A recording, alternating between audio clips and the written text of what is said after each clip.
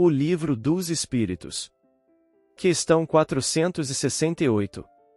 468. Renunciam às suas tentativas os espíritos cuja influência a vontade do homem repele? Que querias que fizessem? Quando nada conseguem, abandonam o campo. Entretanto, ficam à espreita de um momento propício, como o gato que tocaia ao rato.